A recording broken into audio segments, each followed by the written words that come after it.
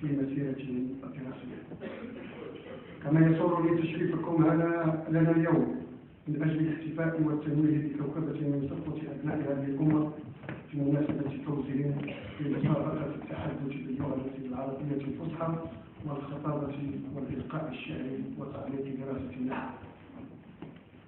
حضرات السيدات والسادة، لقد كانت لغتنا العربية دائما وأبدا موحدة وموحدة، بمعنى أنها اللغة الواحدة التي يتحدث بها العرب جميعا من المحيط إلى الخليج. وفي ذات الوقت أصبحت هذه اللغة العريقة توحد بينهم وتجعلهم دائما يتحدثون بصوت واحد في مختلف المواقف والاتجاهات. وبفضل ذلك تمكنت الأوساط العربية المتخصصة من أن تجعل من اللغة العربية لغة رسمية في المحافل الدولية أسوة باللغات الأجنبية الأخرى، وهو الأمر الذي دفع العديد من شعوب العالم إلى التعرف على اللغة العربية وأن يحرص بعضا منهم على تعلمها بل وإتقان التحدث بها. ومن أجل ذلك قامت العديد من الجامعات بتأسيس أقسام متخصصة في دراسات وبحوث اللغة العربية في الأدب والشعر والقصة والنحو والصرف والبيان. ولعل أهم هذه الأقسام ما قامت به الجامعات في كل من الصين والهند وبعض دول أمريكا الجنوبية، بالإضافة إلى بعض الجامعات الأوروبية والأمريكية التي أنشأت أقساما تلبي رغبة الدارسين والباحثين لديهم لتعلم اللغة العربية وتداولها. سيداتي والسادة، لعل من حسن الطالع أن هذه الاحتفالية تتزامن مع تخليدنا لليوم العالمي للشعر الذي يصادف 21 مارس من كل عام، والذي أعلنته منظمة اليونسكو سنة 1999. وأنتم تعلمون جميعا ما يمثله الشعر بالنسبة للعرب كفن أصيل ملهم للأمة في ماضيها وحاضرها ومستقبلها.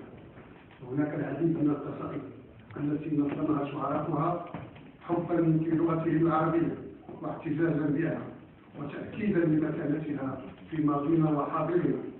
واسمحوا لي أن أقول عن بعض ما كتب عن اللغة العربية في الشعر الحديث للشاعر أحمد شوقي: أو دع لسانك واللغات فربما غني الأصيل بمنطق أجدادي، إن الذي ملأ اللغات محاسنا جعل الجمال وسره في الدار.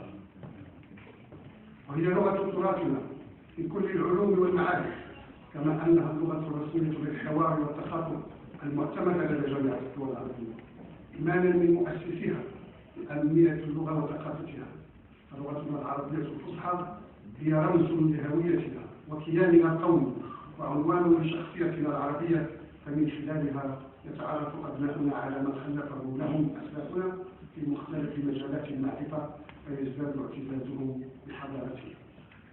ومن هذا المنطلق أصبح الحفاظ على مكون اللغة العربية ضرورة واجبة، ولذلك ينبغي إيلاء اللغة العربية الفصحى التي ترتبط بتاريخنا وثقافتنا وهويتنا اهتماما كبيرا ورعاية متواصلة لتطويرها والنهوض بها، نظرا لما تعانيه من تراجع وتحديات تهدف إلى تشويهها وإضعافها في ظل العولمة وانتشار وسائل التكنولوجيا الحديثة وهيمنة اللغات الأجنبية الأخرى عليها، بالإضافة إلى ظاهرة انتشار اللهجات العامية في أنماط الفنون الأدبية بدلا من اللغة العربية الفصحى.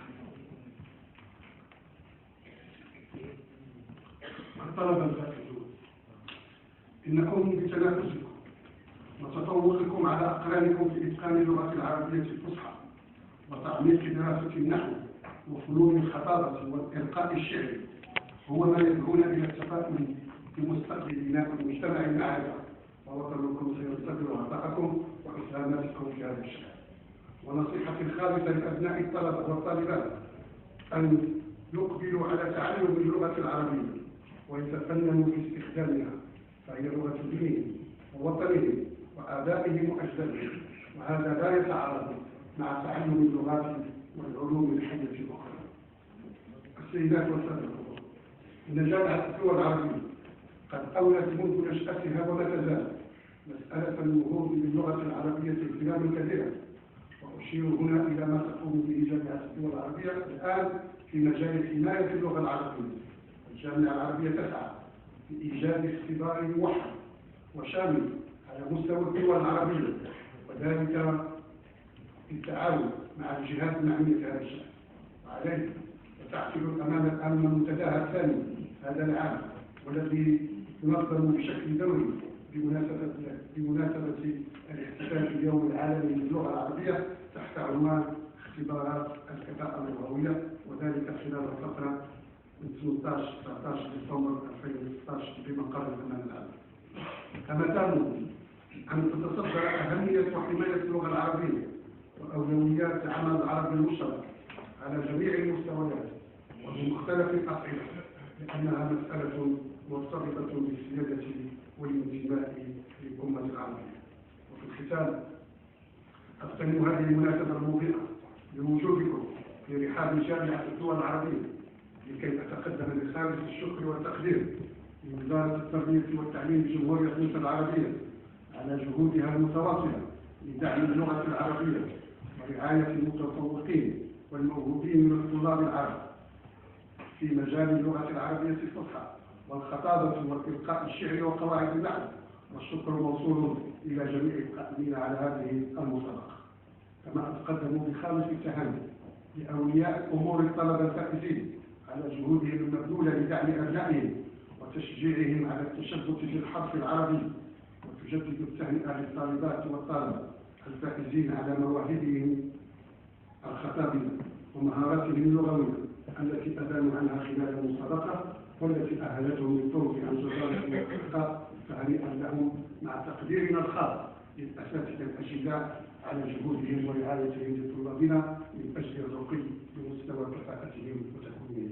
وأخيرا نتطلع إلى أن تكون مشاركة الدول العربية في هذه المسابقة العامة بكثافة خلال العام القادم لتعزيز التنافس الشريف بين الطلبة العرب وإبراز مواهبهم ومهاراتهم اللغوية من أجل المساهمة والحفاظ على المكانة المرموقة التي تستحقها اللغة العربية الفصحى بين لغات العالم.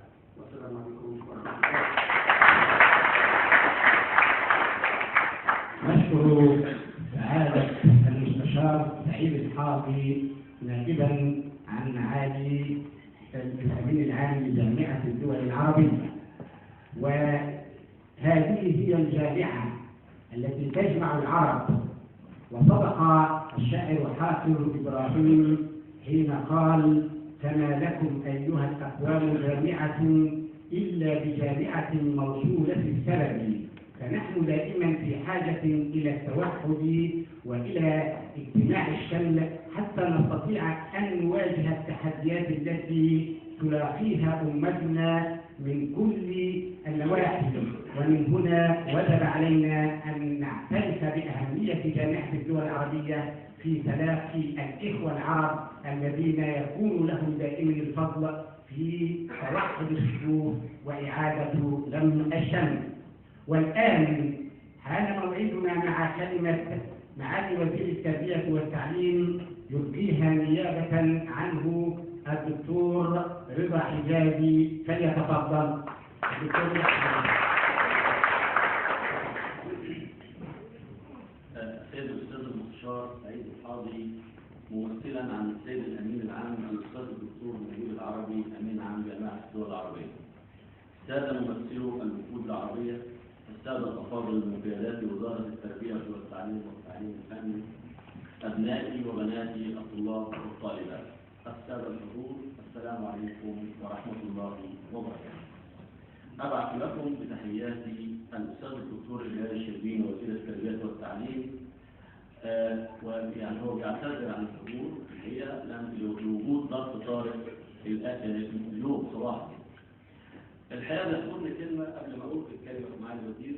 العالم باول فريري بيقول: لا نعلم الأم الكلمة ليقرأها، بل نعلم الأم الكلمة ليقرأ ويتأمل العالم الذي يعيش فيه. هذه فائدة اللغة العربية، هي مساعدة المتعلمين والطلاب على قراءة وتأمل العالم الذي يعيشون فيه. اسمحوا لي أن أقدم كلمة معالي وزير التربية والتعليم. يطيب لي في هذا اليوم أن أشارككم هذا الملتقى العظيم للاحتفال بأبنائنا الطلاب الفائزين في مسابقة التحدث باللغة العربية الفصحى والخطابة والإلقاء الشعري وتعميق دراسة النحو في عامها 19 على مستوى الوطن العربي.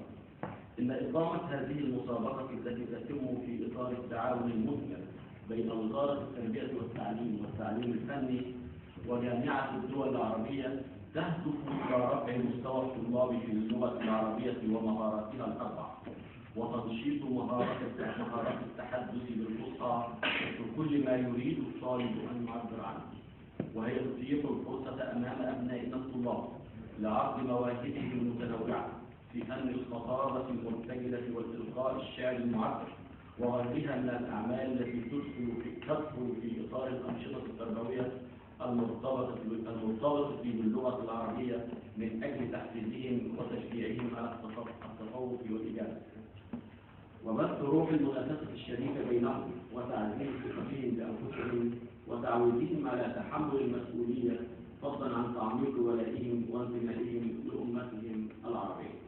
إلى جانب ذلك كله فإنها فرصة عظيمة لاكتشاف الموهوبين والمتميزين منهم لرعايتهم ووضعهم موضع الاهتمام البالغ منهم.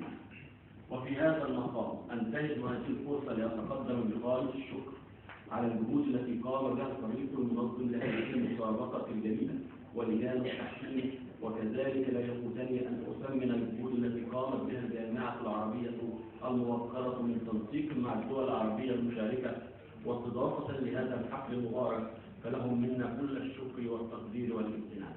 السادة الحضور، إن للغة قيمة جوهرية في حياة كل أمة، فهي الأداة التي تحمل الأفكار وتنقل المفاهيم فتقيم بذلك روابط الاتصال بين أبناء الأمة الواحدة. واللغة هي الترسانة التي تحمي الأمة وتحفظ هويتها وكيانها ووجودها وتحميها من الضياع والزوالات في الحضارات والأمم الأخرى. إن لغتنا العربية بحر ذاخر من الألفاظ والمعاني والتراكيب، وهي سيدة اللغات، وهي من أجمل وأرقى وأعظم اللغات، فلا تجاريها وتعادلها أي لغة أخرى في الدقة والروعة والجمال. واللغة العربية هي هوية ولسان الأمة العربية، وهي لغة الأدب والعلم والثقافة، وهي لغة الحياة بكل معانيها، وهي اللغة التي اصطفاها الله لتكون لغة كتابة العزيز الذي خاطب به البشرية جمعاء على لسان نبيه محمد صلى الله عليه وسلم. إن اللغة العربية في ماضيها المجيد وتراثها العريق تأتي في مقدمة اللغات التي نجحت في القيام بدورها الحضاري الرفيع والتقت بأمة من مجتمع الصحراء المحوري لتكون هي ولغتها قائدة الحضارة والمعرفة على مستوى العالم قرونا عديدة متوالية.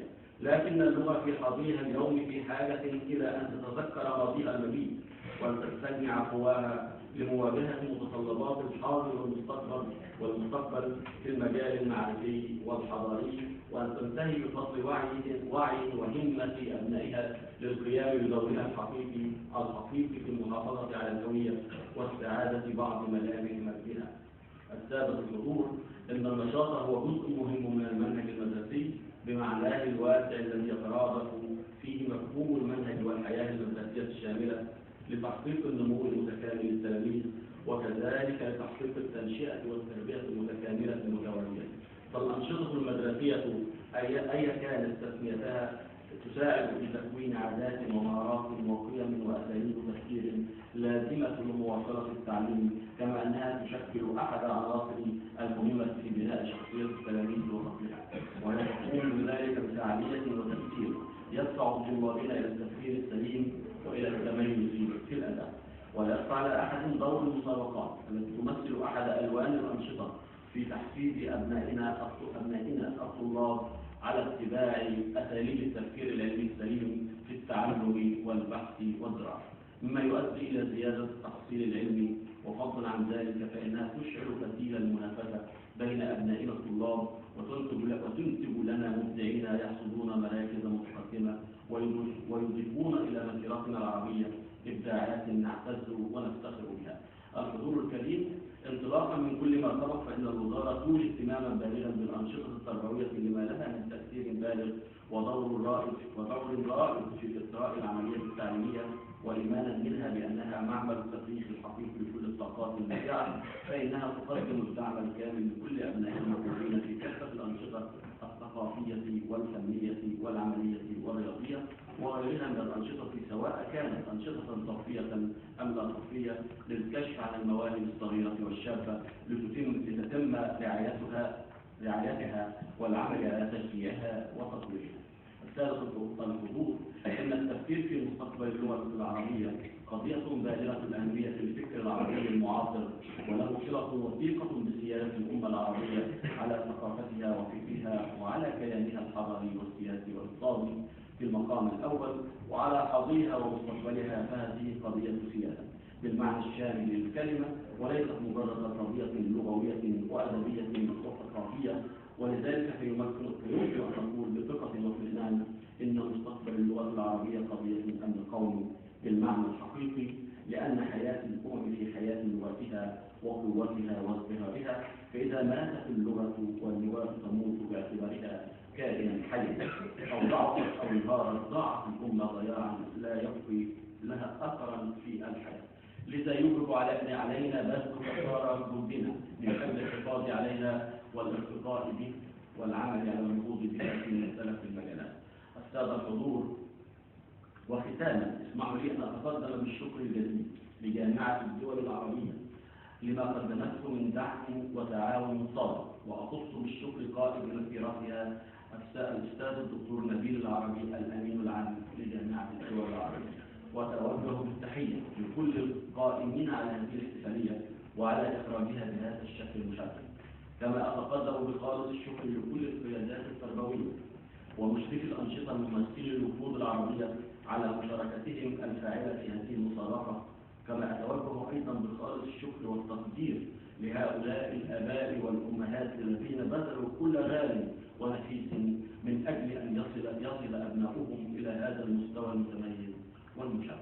وأخيرا أشكر أبنائنا وبناتنا من مصر ومن مختلف الدول العربية على هذا المستوى المشرف من الإبداع والتفوق والتميز في ممارسة ألوان النشاط اللغوي المختلفة، وأهنئكم على هذا الجو العظيم، وكل الشكر والتقدير للسادة الحضور. وفقكم الله جميعا إلى ما فيه الخير والسلام، والسلام عليكم ورحمة الله.